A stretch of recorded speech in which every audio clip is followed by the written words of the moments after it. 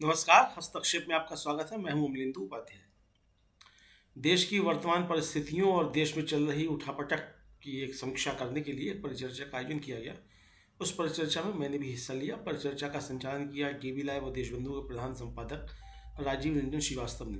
तो देश में क्या चल रहा है, देश किस तरफ जा रहा है, किस तरह सत्ता में खेल चल रहे हैं और किस तरह सत्ता पक्ष और विपक्ष एक दूसरे के खिलाफ अपने दांव चल रहे हैं, इसकी समीक्षा वरिष्ठ पत्रकारों द्वारा की गई। तो आइए सुनते हैं उस परिचर्चा के कुछ प्रमुख अंश। अगर आपने हमारा यूट्यूब चैनल सब्सक्राइब नहीं किया है तो इसको सब्सक्राइब कर लीजिए, इसको वीडियो को लाइक कीजिए, शेयर कीजिए और कमेंट करके अपनी राय भी बताइए कि इस परिचर्चा पर आपकी क्या राय है और आप हमसे और किस तरीके की परिचर्चा चाहते हैं। दोस्तों, 9 फरवरी 2025 का दिन देश के सियासी इतिहास में एक अनोखी घटना के तौर पर दर्ज हो गया है। इस दिन यानी 9 फरवरी को एक ही दिन में देश के दो मुख्यमंत्रियों ने इस्तीफा दिया। एक तरफ सुबह दिल्ली की मुख्यमंत्री आतिशी ने इस्तीफा दिया तो शाम को मणिपुर के मुख्यमंत्री एन बीरेन सिंह का इस्तीफा हो गया। दोनों ही इस्तीफों से बीजेपी का संबंध है, इसीलिए इन दोनों का जिक्र यहां कर रहा हूं मैं। दिल्ली में तो बीजेपी को चुनावों में जीत मिली तो अगले मुख्यमंत्री के लिए कुर्सी खाली करते हुए आतिशी ने इस्तीफा सौंपा, लेकिन मणिपुर में बीजेपी के सीएम की जो कुर्सी खाली हुई है उस पर बीजेपी किसे बिठाएगी और किस तरह एन बीरेन सिंह के इतने देर से हुए इस्तीफे को सही ठहरा पाएगी, यह भी बड़ा सवाल है। सवाल यह भी उठ रहा है कि क्या दिल्ली में आम आदमी पार्टी को हराकर अब बीजेपी पंजाब की सत्ता भी हासिल करेगी, क्योंकि पंजाब में बीजेपी सरकार बनाना चाह रही थी। हालांकि पहले कांग्रेस और फिर आम आदमी पार्टी के कारण उसके मंसूबे पूरे नहीं हुए। वैसे बीजेपी के मंसूबे अब भी पूरे नहीं हो सकते हैं, क्योंकि आम आदमी पार्टी को पंजाब में अच्छा खासा बहुमत मिला है। और रहा सवाल दिल्ली का, तो अभी बीजेपी यहां सीएम किसे बनाती है यह देखना होगा। वहीं देखने वाली बात यह भी है कि दिल्ली में हारने के बावजूद कांग्रेस की मजबूती की बात क्यों उठ रही है। तीनों यानी 2015, 2020 और 2025 तीनों चुनावों में लगातार शून्य की हैट्रिक, जीरो की हैट्रिक बनाने के बाद भी कांग्रेस की मजबूती की बात आखिर क्यों उठ रही है। जी हां, आप जानते हैं दिल्ली में तीसरी बार कांग्रेस को 0 सीटें मिली हैं, लेकिन इस बार कांग्रेस के कई बड़े नेता इसलिए खुश हैं क्योंकि आम आदमी पार्टी सत्ता में लौट नहीं पाई।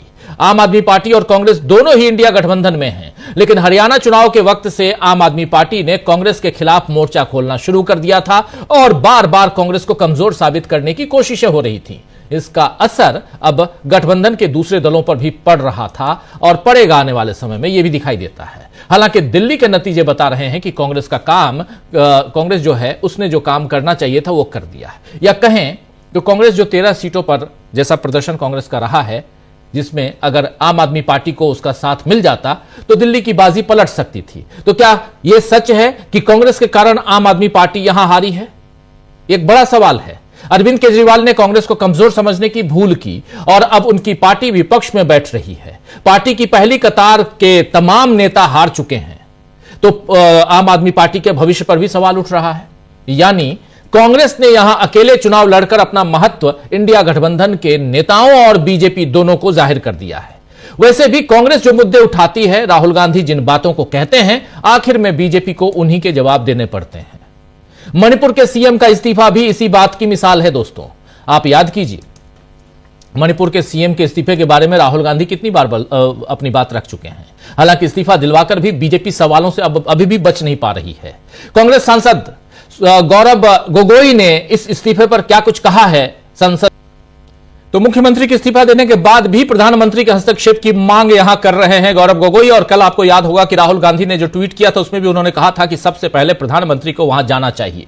कांग्रेस सांसद ने बीजेपी की पोल तो यहां खोलकर रख दी है। वहीं अखिलेश यादव ने भी बीजेपी पर करारा हमला किया है। दरअसल अखिलेश यादव ने प्रयागराज में हो रही अव्यवस्था पर, यानी महाकुंभ में हो रही अव्यवस्था पर सवाल उठाते हुए बीजेपी की असलियत ही देश के सामने रखकर खोलकर रख दी है। ये जरा सुन लेते हैं अखिलेश यादव को भी। चर्चा हम कर रहे हैं मणिपुर की, चर्चा हम कर रहे हैं दिल्ली की, चर्चा करेंगे विदेश जाकर भी कैसे बुरे फंसे हैं नरेंद्र मोदी, इसकी भी, और साथ साथ प्रयागराज में जो कुछ चल रहा है उसकी चर्चा भी। लेकिन मणिपुर से दिल्ली तक जो कुछ भी है उसमें कैसे संकट में भाजपा है और कैसे यहां कांग्रेस शून्य पर आउट होने के बाद भी मजबूत दिखाई देती है। अखिलेश यादव को आप सुन रहे थे। अखिलेश यादव ने बीजेपी पर जबरदस्त यहां पर प्रहार किया है कि बीजेपी कुछ भी कर सकती है, किसी को भी खरीद सकती है।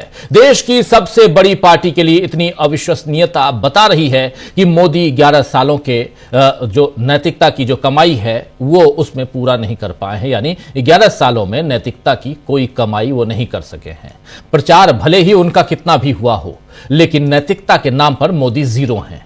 वैसे मोदी की राह पर अब राष्ट्रपति को चलने पर शायद मजबूर होना पड़ रहा है। इसलिए आज जब उनकी जरूरत मणिपुर में थी तो राष्ट्रपति द्रौपदी मुर्मू भी प्रयागराज में डुबकी लगाने पहुंच गई। ये देखिए तस्वीर आप प्रयागराज की। राष्ट्रपति द्रौपदी मुर्मू प्रयागराज पहुंची, जबकि जरूरत इनकी मणिपुर में है। और महिला होने के नाते तो और भी ज्यादा जरूरत है, क्योंकि मणिपुर की महिलाओं के साथ जो कुछ हुआ उसकी तस्वीर पूरी दुनिया ने देखी है। इससे आम लोगों को फिर से तकलीफ हो रही है, क्योंकि एक तरफ ये प्रयागराज पहुंची और 300 किलोमीटर के दायरे में प्रयागराज की हालत कैसी है आप लोग जान रहे हैं। दूसरी तरफ मणिपुर के लोग भी ठगा हुआ महसूस कर रहे होंगे जब किसी देश के इस महिला आदिवासी राष्ट्रपति को रहना चाहिए मणिपुर में, तो वह आज प्रयागराज में डुबकी लगा रही थी, पूजा पाठ कर रही थी। तो आइए दोस्तों, आज चर्चा करेंगे कि किस तरह बीजेपी के शासन में लोगों को मिल रही हैं तकलीफें और मायूसी, जबकि मोदी विदेश यात्रा में मगन हो गए हैं। दिल्ली रिजल्ट के बाद कैसे संकट में भाजपा आ गई है भाजपा। और इस वक्त जो खबरें मिल रही हैं, खबर यह मिल रही है कि मणिपुर में केंद्र सरकार शायद राष्ट्रपति शासन लगा दे। राष्ट्रपति शासन लगाने के क्या मायने हैं मणिपुर में, और उसके साथ साथ क्या एन बीरेन सिंह जो इस्तीफा दे चुके हैं, उनके इस्तीफे के बाद मणिपुर का संकट खत्म हो गया है। मणिपुर का मामला जो है, क्या वो विदेश में अमेरिका में भी उठेगा जब नरेंद्र मोदी वहां पहुंचेंगे और वो भी डोनाल्ड ट्रंप से जब मुलाकात करेंगे। कैसे बुरे फंसे हुए हैं नरेंद्र मोदी, कैसे दिल्ली चुनाव जीतकर भी बीजेपी संकट में आ गई है, और कैसे चुनाव हारकर भी कांग्रेस पार्टी मजबूत हो गई है। इन सब की चर्चा करते हैं। हमारे साथ कुछ वरिष्ठ साथी जुड़े हुए हैं, पहले उन सबसे आपका परिचय करवाता हूं और आगे बढ़ते हैं। देखिए, इस वक्त 4 वरिष्ठ साथी जुड़े हुए हैं। शकील अख्तर जी हैं, अमलेंदु उपाध्याय जी हैं, सुनील शुक्ला जी हैं और प्रशांत टंडन जी हैं। आप चारों का स्वागत है, इस्तकबाल है। स्वागत इस्तकबाल आप तमाम दोस्त साथी शुचिंतक आप सबका जो अब तक जुड़ चुके हैं, उनका भी, जो जुड़ने वाले उनका भी, एक साथी हमारे और जुड़ गए हैं, इनका भी स्वागत करता हूं। डॉक्टर प्रकाश हिंदुस्तानी जी, आपका स्वागत है इस कार्यक्रम में। और सीधा आना चाहता हूं शकील जी आपके पास। शकील जी, मणिपुर में क्या राष्ट्रपति शासन लगने जा रहा है? यह खबर इधर बहुत चल रही है, लेकिन दूसरी तरफ पंजाब की चर्चा भी करेंगे, चर्चा दिल्ली की भी करेंगे। अचानक दिल्ली के रिजल्ट के बाद भाजपा में जो खुशी की लहर होनी चाहिए, लेकिन भाजपा तो यहां दूसरे ढंग से दूसरी तरफ जाती हुई दिखाई दे रही है। संकट के बादल हैं, आप कितनी भी सरकार बना लीजिए, कुछ भी कर लीजिए, लेकिन मणिपुर का मां नहीं बोलने के कारण आपको बहुत परेशानी होगी, और वह साफ दिखाई दे रहा है। गंगा में डुबकी लगाकर आए थे एन बीरेन सिंह, लेकिन पाप धो नहीं पाए और फाइनली उनको इस्तीफा देना पड़ा। क्या कहेंगे? देखिए राजीव जी, राष्ट्रपति शासन तो आज से 1.5 साल पहले उसी दिन लगा देना चाहिए था जब एक फौजी की पत्नी के साथ सड़क पर इतना भयानकतम कृत्य हुआ जिसको लिए किसी के पास शब्द नहीं है, जिसके लिए सुप्रीम कोर्ट को बोलना पड़ा, और जिसके बाद ही सुप्रीम कोर्ट के बोलने के बाद ही प्रधानमंत्री नरेंद्र मोदी ने पहली बार उस पर बोला, लेकिन साथ में कांग्रेस शासित दूसरे राज्यों का जिक्र भी कर दिया कि क्या वहां नहीं होती है घटनाएं। तो राष्ट्रपति शासन तो उसी दिन मोदी जी को लगा देना चाहिए था, और आज भी उन्होंने बीरेन सिंह को बर्खास्त नहीं किया है केंद्र सरकार ने, जबकि उनको बर्खास्त करना चाहिए था। इस्तीफा तो उनकी मजबूरी है, वो इस्तीफा जो है उसका कोई मतलब नहीं है। क्यों? क्योंकि अगर वो इस्तीफा नहीं देते तो उनके खिलाफ अविश्वास प्रस्ताव पारित हो जाता जी। तो यहां पे जो बीजेपी जो है वो मणिपुर या पूरे नॉर्थ ईस्ट या भारत के जो सीमावर्ती राज्य हैं उन सबको किस तरह देखती है, कितनी गंभीर है, ये बात समझ में आती है। राहुल गांधी वहां 2 बार गए, और राहुल गांधी जब पहली बार गए उसके बाद ही पूरी दुनिया को मालूम पड़ा कि वहां की स्थिति क्या है। आपने कहा कि डोनाल्ड ट्रंप के साथ इस बारे में बात होगी, वहां अमेरिका में, फ्रांस में निश्चित ही रूप से ये एक बहुत बड़ा विषय है, क्योंकि इससे पहले भी वो लोग इस बारे में हस्तक्षेप कर चुके हैं। क्योंकि जो वहां पे घटनाएं हुई हैं, 2 समुदाय जिस तरह से लगभग 2 साल से आपस में हिंसक संघर्ष कर रहे हैं, और सरकार जो है वह खामोश बैठी हुई है। कितने लोग मर गए, आज तक वहां विस्थापित शिविर है। एक समुदाय दूसरे समुदाय के बीच अफसर, मंत्री, विधायक जा नहीं सकते। आपको याद होगा कि राहुल ने कहा था कि जब मैं वहां गया और मेतेई समुदाय के पास जा रहा था तो दूसरे कुकी समुदाय के लोग न आए, ये मेतेई समुदाय ने इंश्योर किया, मुझसे कहा कि उनका आदमी नहीं आना चाहिए, चाहे वो मंत्री हो, चाहे वो सिक्योरिटी वाला हो, चाहे कोई भी हो। इसी तरह जब मैं कुकीज से मिलने गया तो उन्होंने कहा कि मेतेई का कोई आदमी नहीं आना चाहिए, चाहे वो कोई भी हो। देश में इससे पहले ऐसा विभाजन कभी नहीं हुआ था जी। और मोदी जी न अभी तक गए, न अभी तक बोला, न बीरेंद्र सिंह को बर्खास्त किया। अब राष्ट्रपति शासन भी एक मजबूरी है, राष्ट्रपति शासन नहीं लगाएंगे तो क्या करेंगे? लेकिन सिर्फ राष्ट्रपति शासन लगाने से वहां की स्थिति में सुधार हो जाएगा, ये समझना थोड़ा मुश्किल है, क्योंकि वहां सेना के ऊपर हमले हुए, वहां सिक्योरिटी फोर्सेस पे हमले हुए, सेना से लोग छुड़ा के ले गए। वहां जब तक दृढ़ इच्छा शक्ति वो नहीं बताएंगे और दोनों समुदाय को बिठा के उनके बीच बातचीत का सिलसिला शुरू नहीं करेंगे। और सबसे बड़ी बात कि बीरेंद्र सिंह पर आरोप क्या था सबसे बड़ा, कि वो एक समुदाय का साथ दे रहे हैं, दूसरे समुदाय के वो खिलाफ है। मुख्यमंत्री ऐसा कर सकता है और सीमावर्ती राज्य में, लेकिन मुख्यमंत्री ने किया। देखिए मणिपुर का जो मामला है वो एक ऐसा दाग है मोदी सरकार के ऊपर कि उससे वो कभी छुड़ा नहीं पाएंगे। आज मीडिया नहीं लिखता है, आज मीडिया नहीं बोलता है, लेकिन कल को यही मीडिया मोदी जी से सवाल करेगा कि आपने वहां क्या किया। दूसरी बात जो आपने अखिलेश का बताया, अखिलेश बहुत मजबूती के साथ कुंभ का सवाल उठा रहे हैं। वहां स्थिति निश्चित ही रूप से बहुत ज्यादा खराब हो चुकी है। वहां पे सबसे बड़ा जो संकट है, हम भी पढ़ रहे हैं, आप भी पढ़ रहे हैं, सब लोग देख रहे हैं, सबके पास फोन भी आ रहे हैं। सबसे बड़ा संकट है कि जो इन्होंने कहा था कि अब वीआईपी स्नान नहीं होंगे, वीआईपी प्रोटोकॉल नहीं होगा, वो आज तक लगातार जारी है। राष्ट्रपति मुर्मू का भी आपने दिखा दिया, देख लिया। उपराष्ट्रपति धनखड़ वहां गए, प्रधानमंत्री वहां गए, राष्ट्रपति वहां गए, गृह मंत्री अमित शाह वहां गए, कितने मुख्यमंत्री गए, कितने कॉर्पोरेट के लोग गए। कुंभ के समय का हमने एक उदाहरण आपको पहले दिया था और जो वहां के ब्यूरोक्रेट्स हैं, चाहे आईएएस हो चाहे आईपीएस हो, बार बार कह रहे हैं कि किसी भी कुंभ के अंदर अगर आप वीआईपी प्रोटोकॉल लागू करोगे, वहां वीआईपी स्नान कराओगे, तो आम जनता वहां निश्चित ही रूप से परेशान होगी। और वही हाल जो है वहां पे हो रहा है।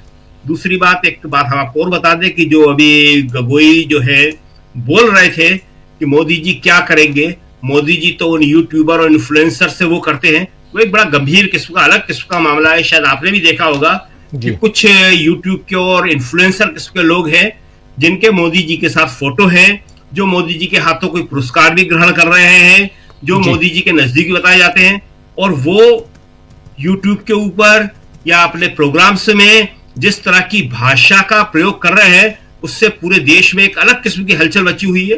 वो मामला बिल्कुल अलग है, लेकिन उस मामले का मुख्य जो पॉइंट है जो गोगोई ने बताया वो ये है कि पीएम मोदी क्या ऐसे लोगों को संरक्षण देते हैं जो इस तरह की बात करते हैं। इसी तरह जो मणिपुर का मामला है उसमें भी यही बात साबित हुई कि जिन लोगों ने ये कृत्य किया फौजी की पत्नी के साथ में, उनके खिलाफ जो है बोलने के बदले मोदी जी कहते हैं कि राजस्थान में क्या हुआ था।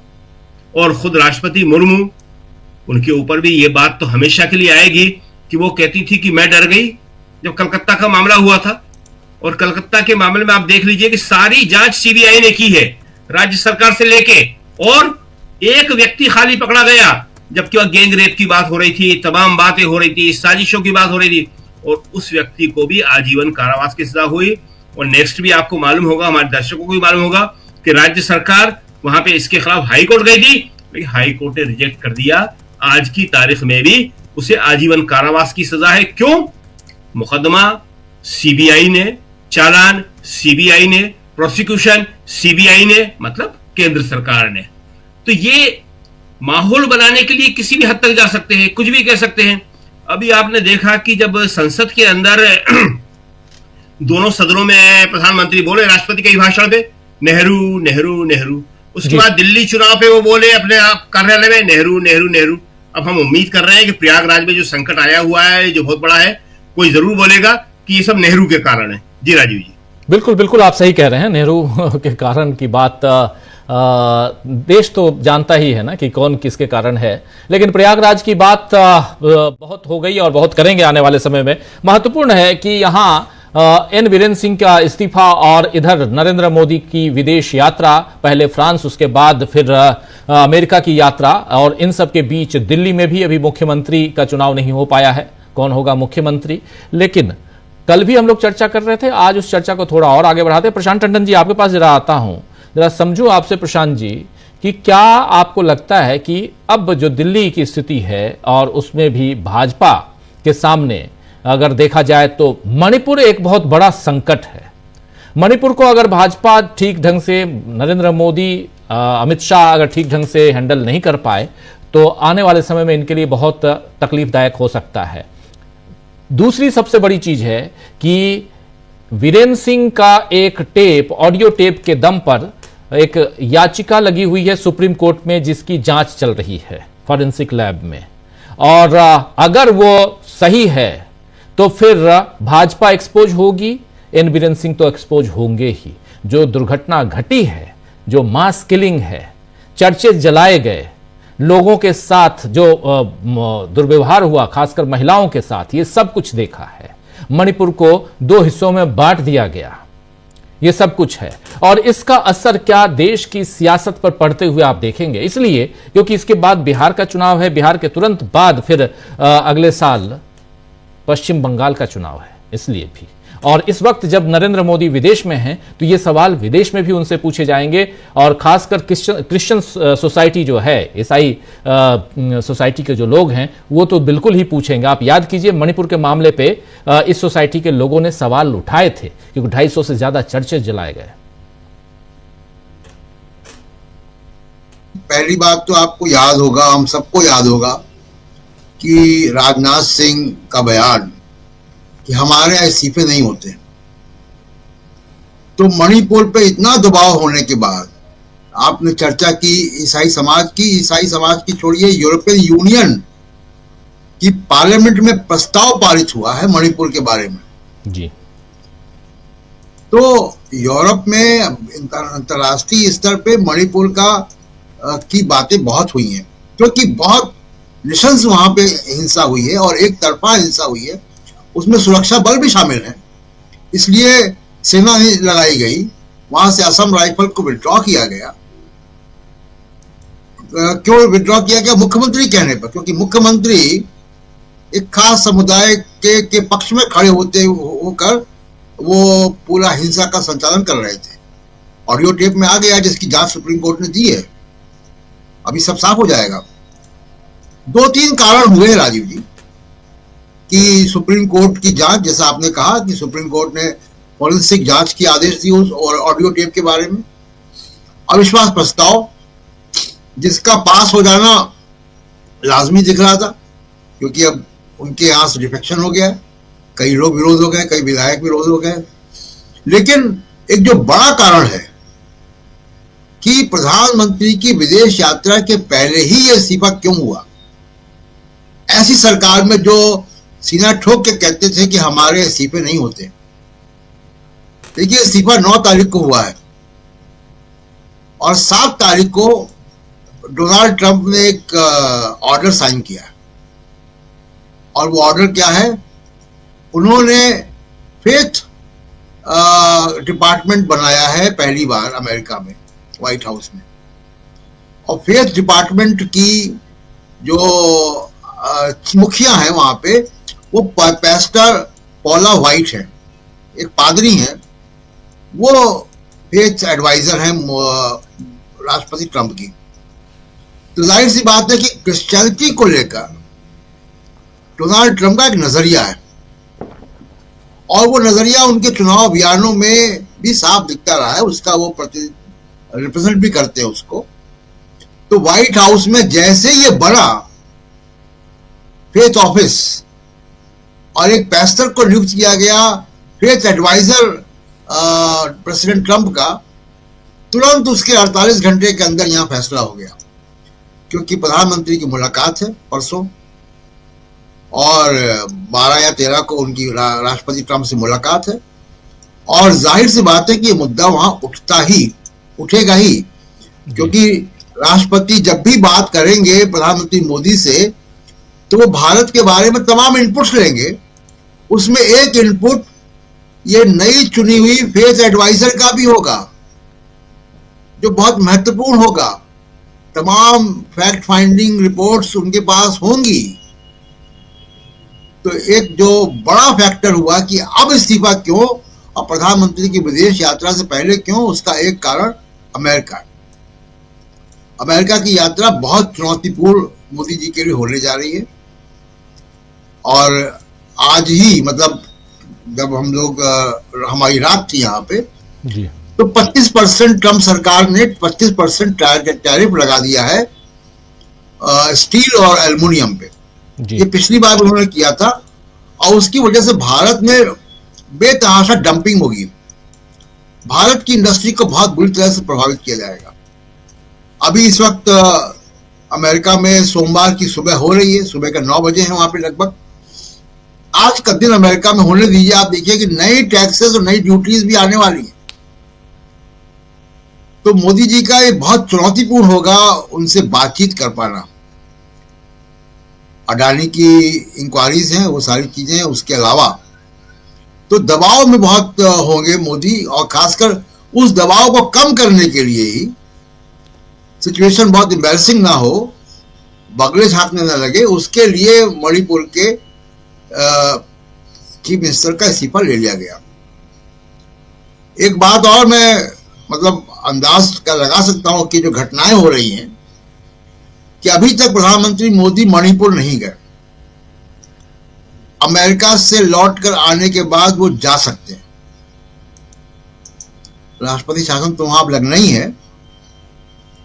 पहली बार नरेंद्र मोदी जाना पड़ेगा उनको अंतर्राष्ट्रीय बिरादरी को एक संदेश देने के लिए, क्योंकि ये सवाल सब उठेंगे।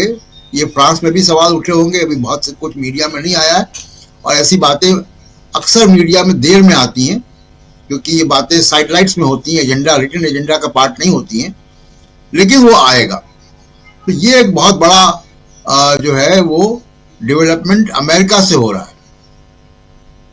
दूसरी बात जो दिल्ली की बात है, देखिए इलेक्शन की बात है, उस पर मैं सेकेंड राउंड पे आके कुछ बातें रखूंगा, लेकिन जो पॉलिटिकल बातें हैं, लेकिन ये भी जांच होनी चाहिए पॉलिटिकल पार्टी की तरफ से। भले ही कांग्रेस यहाँ पे 0 आ गया, लेकिन कांग्रेस को जो इलेक्टोरल रोल की सफाई का जो अभियान है वो जारी रखना चाहिए। जो महाराष्ट्र में हुआ था लगभग वही मॉडल दिल्ली में हुआ है जी। मैं न्यू दिल्ली सीट का आपको फिगर बता चुका हूं कि 37,000 नए मतदाता, 37,000 मतदाता गायब हो गए। एक सीट है जो की संख्या उनकी छोटी हो गई, जनसंख्या बढ़ रही है लेकिन सीट छोटी हो रही है बिना डिलिमिटेशन के। इसके अलावा देखिए, ध्यान से सुनिएगा इस फिगर को। असेंबली इलेक्शन 2020 और लोकसभा इलेक्शन 2024, यानी लगभग 5.5 साल। इसमें वोट मतदाताओं की संख्या बढ़ी है 5 साल में 4,16,000। और फिर वही महाराष्ट्र मॉडल कि लोकसभा 2024 और विधानसभा 2025 के बीच में मतदाताओं की संख्या दिल्ली में बढ़ गई 4 लाख। तो जितनी लगभग जनसंख्या 5 साल में बढ़ी, उतनी फिर 5 महीने में बढ़ गई। जी। ये एक मॉडल है जो क्रिएट हो गया है इलेक्टोरल रोल का, कि ये वोटर कहां गायब हो जाते हैं, नए वोटर कहां से आते हैं। ये बहुत गंभीर जांच का विषय है। अब इसको इलेक्शन कमीशन जो है वही कर सकता है, पॉलिटिकल पार्टी इस इलेक्टोरल डेटा को साफ नहीं कर सकती। लेकिन मेरा सुझाव है, और फिर मैं दे रहा हूं, यहां पे बात हो चुकी है, कि इसका ऑडिट कुछ कंस्टिट्यूएंसीज का सैंपल के तौर पे करना चाहिए, ताकि देश की जनता को मालूम पड़े कि हो क्या रहा है। एक बार डोर टू डोर जाके, चाहे भले ही 5 पोलिंग बूथ का करें, वो करना चाहिए डोर टू डोर जाके कि ये मतदाता कहां है, कहां से आते हैं, कहां रहते हैं। 37,000 मतदाता गायब हो जाते हैं। महाराष्ट्र में कितने 40 लाख से ऊपर मतदाता नए जुड़ गए 5 महीने में। तो ये हो क्या रहा है, ये एक चिंता का विषय है डेमोक्रेसी के साथ। वरना अगर कोई पॉलिटिकल पार्टी अगर इसको कंट्रोल कर रही है तो वो वही चुनाव हारेगी जो वो हारना चाहती है। जी राजू जी, बिल्कुल बिल्कुल आप सही कह रहे हैं। दिल्ली का चुनाव भी क्या महाराष्ट्र मॉडल पर लड़ा गया, महाराष्ट्र मॉडल या हरियाणा मॉडल। और महाराष्ट्र में 2024 का जो लोकसभा था और 2024 में ही 4 महीने बाद विधानसभा चुनाव हुए, इन 4 महीने में 39 लाख मतदाता वहां बढ़ जाते हैं। आखिर कैसे? और जो 5 साल में नहीं बढ़ते। और फिर दूसरी तरफ यही बात यहां रख रहे हैं प्रशांत जी कि दिल्ली में 5 साल में लगभग 4 लाख मतदाता, नए मतदाता एनरोल करते हैं अपने आप को। और फिर इधर 5 महीने 6 महीने में चुनाव के ठीक बाद जब 2025 में यहां विधानसभा चुनाव होता है और उस वक्त उतने ही लगभग 4 लाख मतदाता, 4 लाख से ज्यादा मतदाता आ जाते हैं। आखिर हो क्या रहा है? दिल्ली छोटा राज्य है और यहां 4 लाख मतदाता कम नहीं होते, 70 सीटें हैं।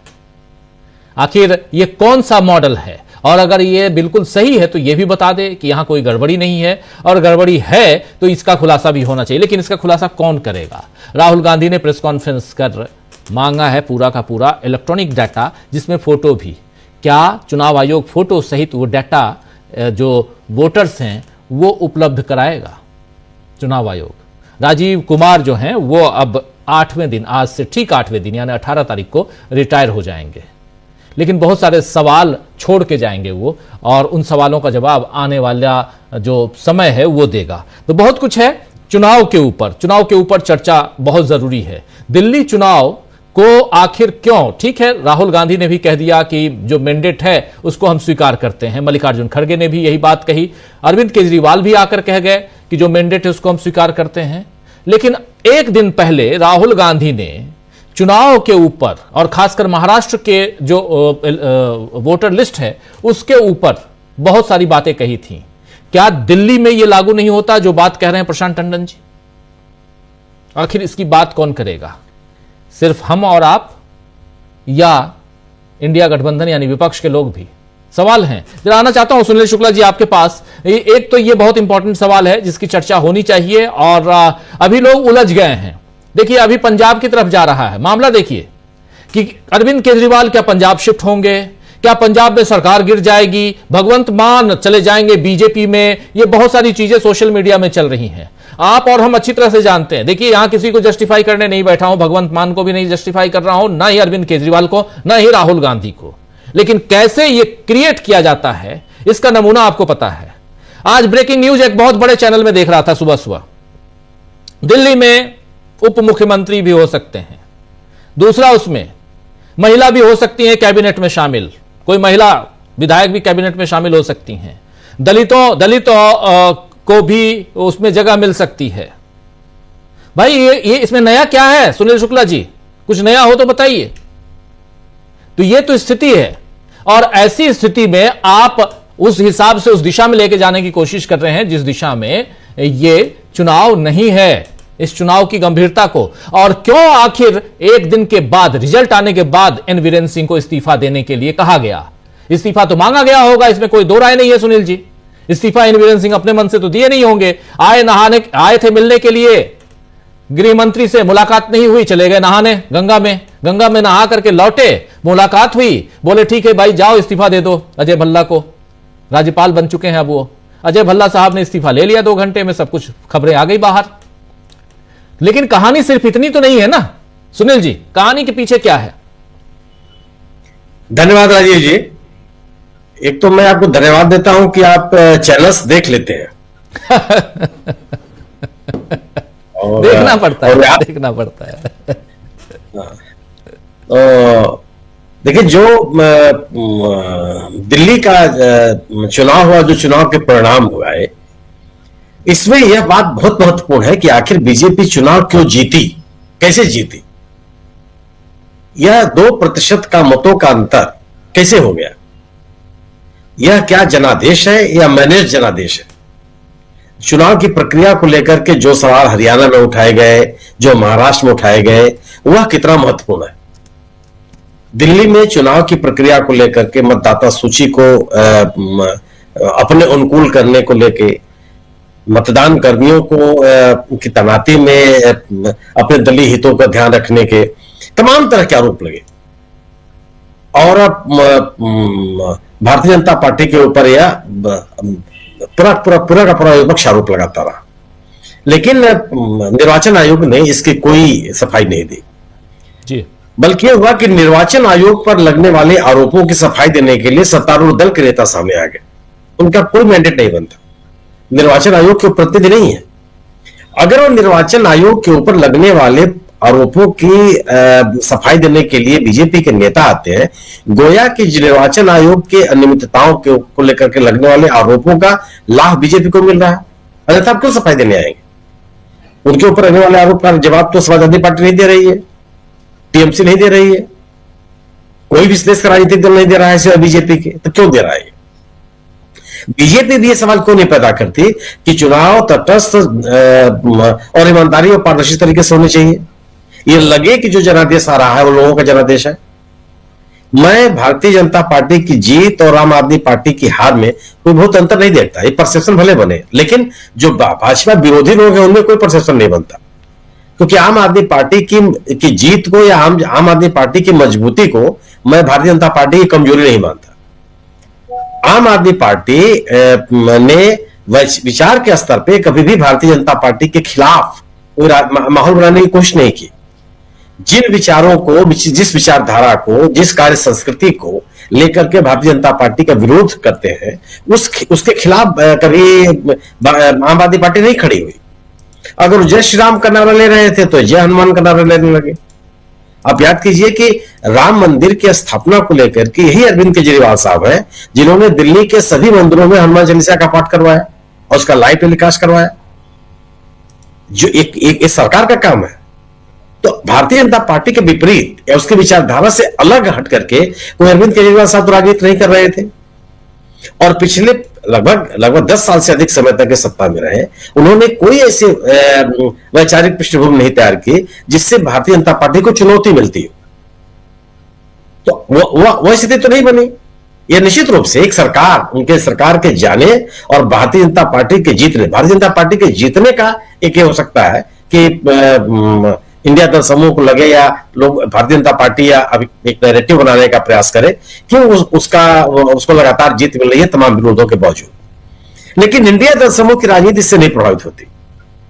इंडिया दल समूह की जो भारतीय जनता पार्टी के खिलाफ विचारधारा के स्तर पर राजनीति है, मैं मानता हूं कि वो मजबूत होती है।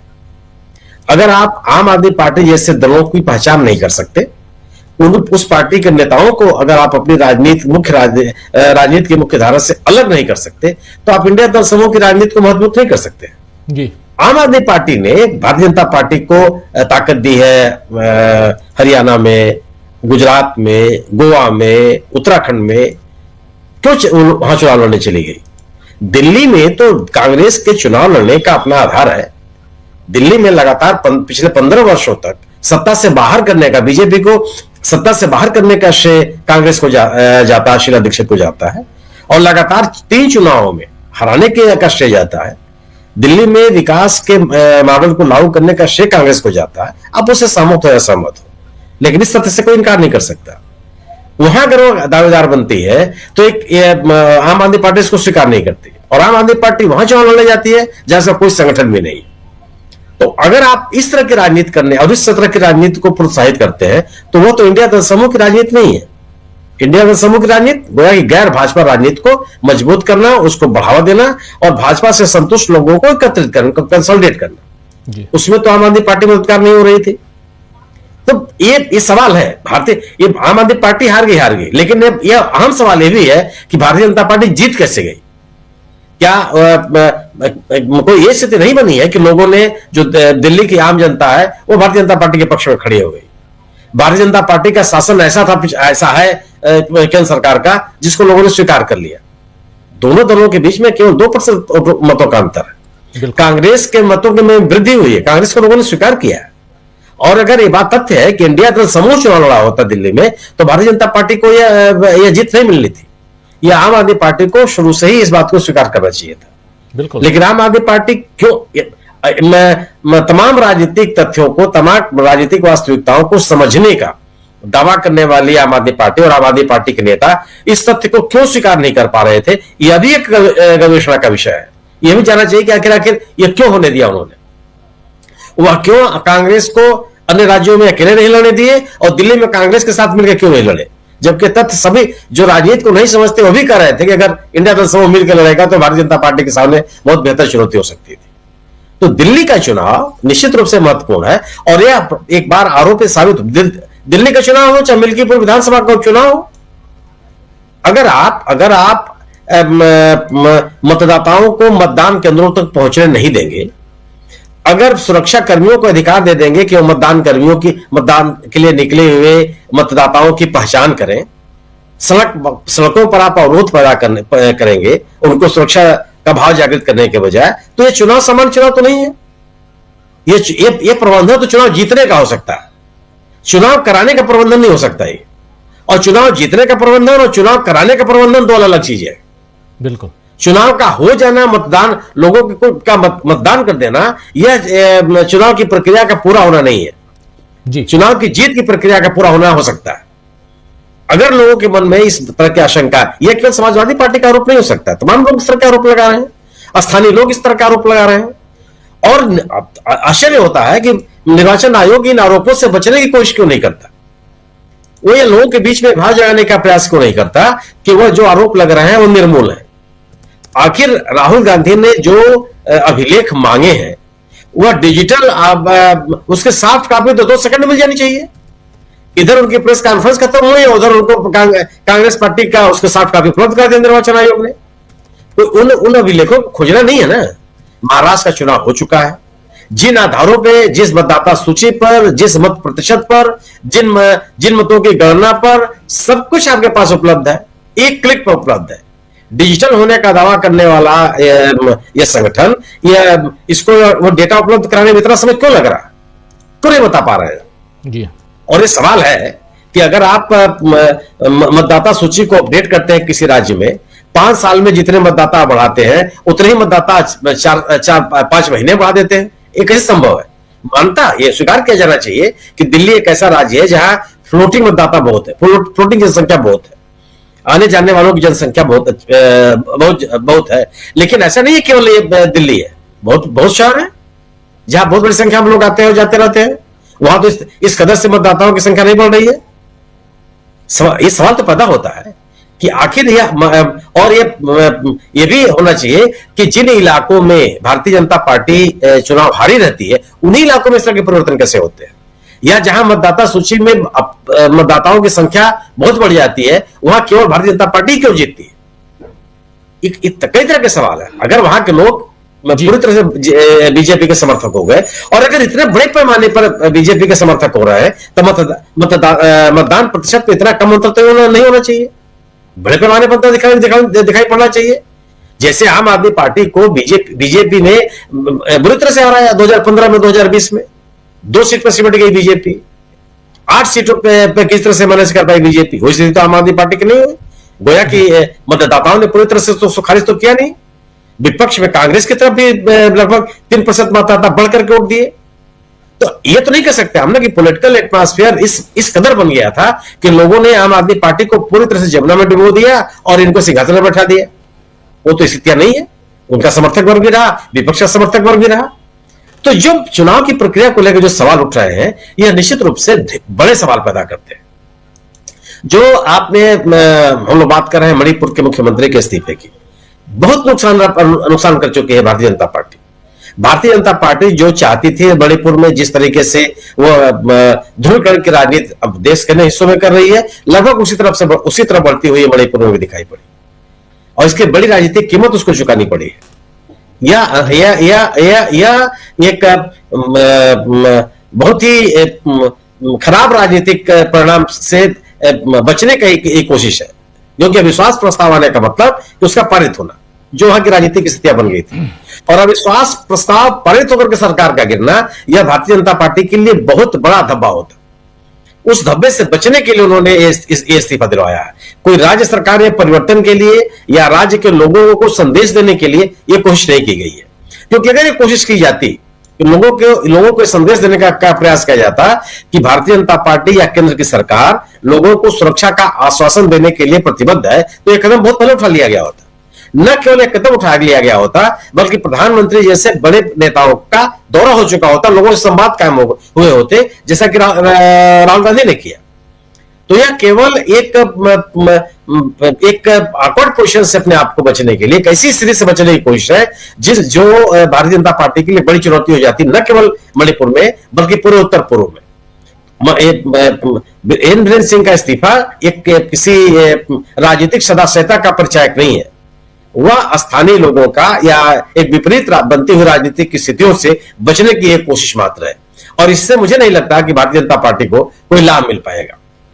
जी बिल्कुल, भारतीय जी जी जी प्लीज प्लीज जी मेरी बात पूरी होगी। जी बिल्कुल, बहुत कुछ हम जानेंगे। इस बीच राहुल गांधी आंगनबाड़ी महिलाओं से मुलाकात किए और उनकी मुलाकात हुई और उसके बाद उन्होंने एक वीडियो जारी किया। उस वीडियो को जरा देख लेते हैं, 2-2.5 मिनट का वीडियो है, बहुत इंपॉर्टेंट वीडियो है, जरा देख लेते हैं, क्योंकि राजनीति को, देश की सियासत को समझने के लिए बहुत कुछ अलग अलग जो चीजें आ रही हैं उनको समेटना जरूरी है। लेकिन इन सब के बीच दिल्ली के चुनाव के नतीजों पर भी बात होनी चाहिए, जिस पर अभी बात हमारे दो साथी बहुत गंभीरता के साथ, संजीदगी के साथ कर रहे थे, प्रशांत टंडन जी और सुनील शुक्ला जी। आऊंगा डॉक्टर प्रकाश हिंदुस्तानी जी आपके पास, लेकिन पहले इस वीडियो को जरा देख लीजिए। राहुल गांधी क्या कुछ कह रहे हैं, सुनिए। आज मैं आंगनवाड़ी महिलाओं से मिला। आंगनवाड़ी की महिलाएं देश को चलाती हैं, दिन भर मेहनत करती हैं, अलग अलग काम करती हैं, इसीलिए इनकी सुनवाई होनी चाहिए, इनकी इज्जत होनी चाहिए, सरकार को इनको इग्नोर नहीं करना चाहिए। सुप्रीम कोर्ट ने 2022 में आंगनवाड़ी वर्कर्स, इनका संवैधानिक पद है, उस हिसाब से इनको ग्रेच्युटी लागू होनी चाहिए। और सर 3 साल हो गए हैं, ये सरकार उस बारे में कुछ भी निर्णय नहीं ले रही, सुप्रीम कोर्ट के आदेश को नहीं मान रही है सर। तो ये ग्रेच्युटी सुप्रीम कोर्ट ने जो दिया आदेश, वो इस सरकार से लड़ के हमें लेना है, और उसमें आपकी भागीदारी बहुत महत्वपूर्ण रखती है। दूसरा मुद्दा कि गुजरात हाई कोर्ट ने बोला है कि आंगनवाड़ी वर्कर्स को परमानेंट करिए, और जब तक परमानेंट नहीं कर रहे हैं तब तक इनको 3 क्लास का वेतन दो। तो वो भी मुद्दा उठाना चाहिए कांग्रेस पक्ष ने इसी लोकसभा में। बाल विकास नाम क्यों पड़ा? बच्चों का विकास ना है, माताओं का विकास है। अब देश से कुपोषण दूर हुआ कि नहीं हुआ, ये हमारे स्वर्गीय इंदिरा गांधी जी का है, जिस समय के हम लोग शुरू किए थे। आप कुछ कहना चाहते हैं? राशन हम पकाते हैं आंगनवाड़ी सेंटर में, उसका फ्यूल का खर्च जो मिलता था वो नहीं दे रहे। 2-2 साल से जेब से सारा पैसा खर्च हो रहा है। आंगनवाड़ी वर्कर से सुपरवाइजर प्रमोट होने थे, 5 साल से उसका बैन लगा के बेनिफिट कुछ नहीं देना चाह रही है सरकार, लेकिन काम सारा राज्य सरकार वर्कर से ले रही है फ्री में, और अपनी वाहवाही करने में लगे रहते। बेसिकली चाहते हो कि परमानेंट किया जाए जी, और बोनस ग्रेच्युटी दी जाए, ठीक है। न्यूट्रिशन के बारे में 2017 में 8 रुपए देता था सरकार, अभी 2025 8 रुपए किस चीज के लिए? पर लाभार्थी। अभी 2025 में महंगाई इतना बढ़ गई है, 8 रुपए ही देती है, उससे कुपोषण बढ़ता है, नहीं होता है। बढ़ता है और कुपोषण बढ़ रहा है, दबा के रखते हैं। सर ये क्या चल रहा है? इसके बारे में, न्यूट्रिशन के बारे में, अच्छा न्यूट्रिशन अगर दे देंगे तो बच्चे कुपोषित नहीं होंगे।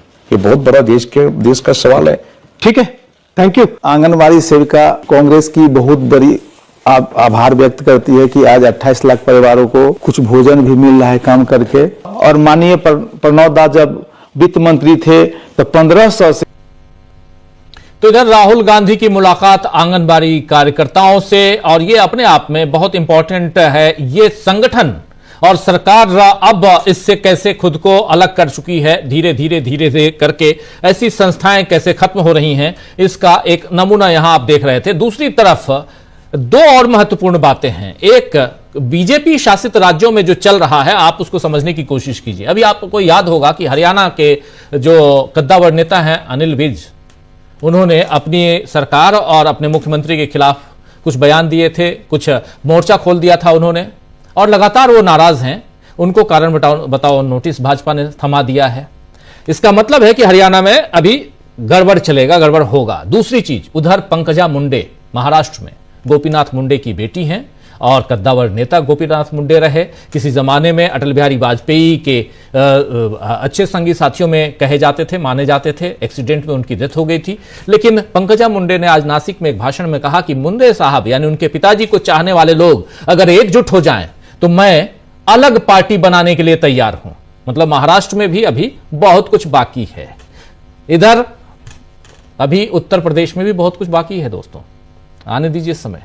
तो ये सब कुछ और इन सब के बीच दिल्ली, जिस पर 27 साल बाद कब्जा की है बीजेपी, 2%, 2.5% का फर्क है दोनों में, बीजेपी में और आम आदमी पार्टी में, जिसके बारे में बता रहे थे सुनील शुक्ला जी। लेकिन ये 2-2.5% का भी फर्क आया कैसे, इस पर कहीं ना कहीं सवाल या निशान है, प्रश्न चिन्ह है, जिसके बारे में प्रशांत टंडन जी बहुत विस्तार से बता चुके हैं। अब यहां से देश की सियासत को समझने की जरूरत है। जब प्रधानमंत्री नरेंद्र मोदी 4 दिनों के लिए विदेश यात्रा पे आज से निकल गए हैं, तब यहां देश में जो चल रहा है, अभी उधर से खबर आ रही है प्रयागराज से कि वहां पर अफरा तफरी का माहौल है, बहुत बुरा हाल है। हमारे साथी सुनील शुक्ला जी और बेहतर बताएंगे जब उनके पास आऊंगा। तो प्रयागराज में उस पर भी, और क्या ये सब कुछ भाजपा के लिए, इस देश के लिए तो है ही, भाजपा के लिए भी संकट खड़े नहीं करता है? डॉक्टर प्रकाश हिंदुस्तानी जी। धन्यवाद राजीव जी। जो मुद्दे हैं चर्चा के, उसमें मणिपुर की बात करें तो मणिपुर में मुश्किलें इतनी ज्यादा बढ़ गई है कि बीजेपी के सामने अब कोई विकल्प नहीं बचा। बहुत अच्छे से मेरे पहले बताया जा चुका है कि किस तरह अमेरिका की यात्रा के दौरान प्रधानमंत्री के सामने चुनौतियां आ सकती है, क्या क्या उनके सामने परेशानियां और आएंगी।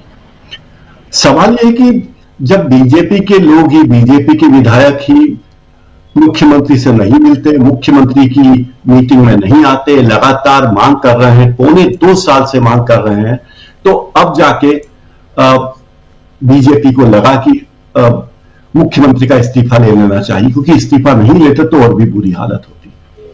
तो इससे, और एक बात ये देखिए कि जब प्रधानमंत्री विदेश जा रहे हैं तो किस तरह पूरे देश में बीजेपी के अंदर खलबली मची हुई है। महाराष्ट्र में गतिविधियां अलग है, हरियाणा में, मध्य प्रदेश में भी गतिविधियां चल रही हैं और दिल्ली में तो चल ही रही हैं। यानी आप देखिए कि अब ये कहा जा रहा है कि दिल्ली में कोई महिला मुख्यमंत्री बन सकती है। जो चुने हुए विधायक हैं उनकी बात नहीं हो रही है, तो महिला मुख्यमंत्री भी आ सकती है। तो कुल मिला के सारी चीजें अभी बीजेपी की हाईकमान के हाथ से निकल चुकी है। बीजेपी की आला कमान के हाथ में अभी कुछ है नहीं कि वो कुछ करे। और जो हालात देश में हो रहे हैं, जो दिल्ली की बात हम कर रहे हैं कि दिल्ली में चुनाव में जो गड़बड़ियां हुई हैं, जो चुनाव आयोग पल पल की खबर रखता है, हर चीज को डिजिटलाइज कर चुका है, वहां भी ये नहीं हो पा रहा है। इसका मतलब जो खेल हुआ है महाराष्ट्र में, वैसा ही खेल शायद दिल्ली में भी हुआ है, और राहुल गांधी इसी की मांग कर रहे हैं। राहुल गांधी ने आंगनबाड़ी कार्यकर्ताओं से जो मुलाकात की, उसमें एक बात बहुत जरूरी बताना चाहता हूं हमारे मध्य प्रदेश की। मध्य प्रदेश में जितने भी सरकारी आयोजन होते हैं, जितने भी मुख्यमंत्री के या सरकार के जितने आयोजन हैं जिनमें प्रधानमंत्री भी आते हैं, गृह मंत्री आते हैं, उनमें आंगनवाड़ी कार्यकर्ताओं की ड्यूटी यह लगाई जाती है कि आपको तो आना ही है, और इतनी महिलाओं को लेकर बैठक में आपको आना है, आम सभाओं में आना है। तो ये बीजेपी के लिए प्रचार का एक हिस्सा है, और ये सरकारी तंत्र से, सरकारी पैसे से बीजेपी का प्रचार किया जा रहा है। इस पर शायद प्रधानमंत्री लोगों ने राहुल गांधी को बताया नहीं, इन लोगों ने, कि किस तरह उनसे काम लिया जाता है। आंगनबाड़ी कार्यकर्ताओं के माध्यम से जो पोषण आहार बच्चों को दिया जाता है, उसमें तो मध्य प्रदेश में यह हाल है कि 80% पोषण आहार सप्लाई ही नहीं हुआ। और सीएजी की रिपोर्ट, मध्य प्रदेश के लोकायुक्त की रिपोर्ट से पता चला है कि जिस तरह का सप्लाई होना था, तो बताया गया कि इस ट्रक में या इस गाड़ी में इतना टन बच्चों का पोषण आहार भेजा गया, वो ट्रक का नंबर ही नहीं है, वो कोई स्कूटर का नंबर है, कोई रिक्शा का नंबर है। तो जिस तरह भ्रष्टाचार चरम पे है, और जिस तरह सत्ता का दुरुपयोग किया जा रहा है, सरकारी कर्मचारियों को जिन्हें मामूली वेतन मिलता है, उन्हें बीजेपी के प्रचार के लिए उपयोग में लिया जाता है, ये और भी आपत्तिजनक बातें हैं। मध्य प्रदेश में मतदान के पहले जिस तरह से गड़बड़ियां हुई, जिनके बारे में निशान लगाया गया, बताया गया, उसके बारे में कोई कार्रवाई हुई नहीं, क्योंकि जिस तरह से महिला मतदाता एकदम बढ़े, और फिर उसी के आधार पर दूसरे राज्यों में भी महिला मतदाताओं के बारे में काम होना शुरू हुआ।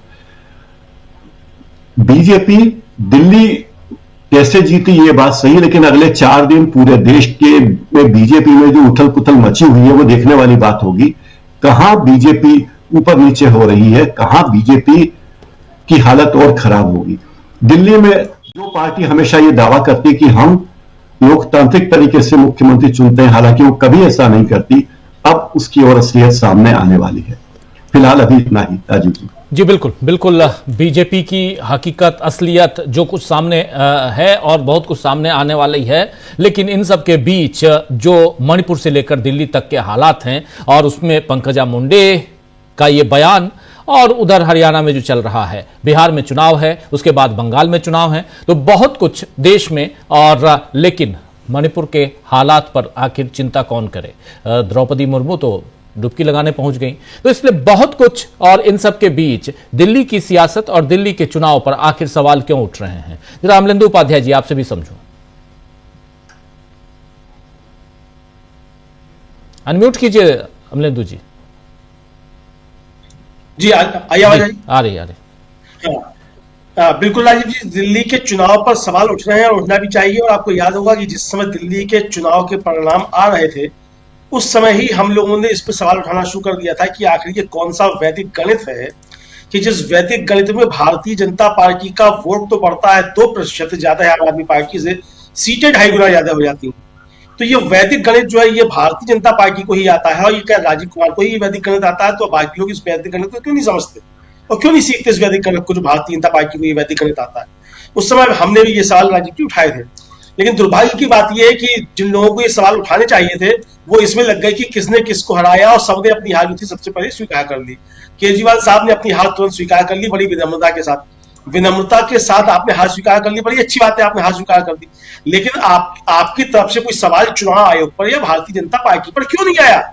जी, ये सवाल उठाना कि हमारी जिम्मेदारी है कि आम मतदाता की जिम्मेदारी है, जो इसका लाभार्थी है या जो इसका एक तरीके से कहा जाए जिसका नुकसान हो रहा है, क्या उसकी जिम्मेदारी नहीं है? मतलब कि राजनीतिक दलों की क्या ये जिम्मेदारी नहीं है? क्योंकि लड़ाई आप लड़ रहे थे, आप यहाँ मोर्चे पर थे, तो सवाल सबसे पहले आपकी तरफ से आना चाहिए था। और लगातार आप ही जो थे चुनाव से पहले सवाल उठा रहे थे कि किस तरीके से गड़बड़ घोटाले किए जा रहे हैं, किस तरीके से वोट बढ़ाए जा रहे हैं, किस तरीके से वोट घटाए जा रहे हैं। आपने तुरंत अपनी हार स्वीकार करी, और एक सवाल अभी तक जो है आम आदमी पार्टी की तरफ से मुझे नहीं लगता कि इस परिणाम को लेकर के आए हो। तो ये जो था उनकी तरफ से आना चाहिए था कि जब इतने बड़ी घपले की चीजें सब दिखाई पड़ रही हैं और आप ही लगातार चुनाव आयोग के पास जा रहे थे, बार-बार जा रहे थे कि वोटर लिस्ट का किए जा रहे हैं, नई दिल्ली में किया जा रहा है, किस तरीके से किया जा रहा है। तो ये सारी बातें राजीव जी आनी चाहिए थी। जाहिर सी बात है कि कांग्रेस का कोई स्टेक नहीं था। अगर जिसका स्टेक है, महाराष्ट्र का सवाल क्यों लगातार उठ रहा है? महाराष्ट्र का सवाल लगातार इसलिए उठ रहा है कि महाराष्ट्र में जो दल थे वहां गठबंधन में, वो मजबूती के साथ इस बात पे जमे हुए हैं कि यहां घपला हुआ है और उस मसले पर तीनों एकजुट हैं। तो यहां तो आप एकजुट थे ही नहीं कि आप इसको मसले पर आगे उठाए। तो यहां मुझे लगता है कि इस पर आरोप प्रत्यारोप में जाने की बजाय कि साहब किसने किसको हरा दिया, जैसे आप कह रहे थे राजीव जी कि लोगों से साहब ये कर दिया गया, इसको बात ही नहीं कर रहा। मसला वही है कि आप को ना किसी ने हराया और ना किसी के उससे हार गए।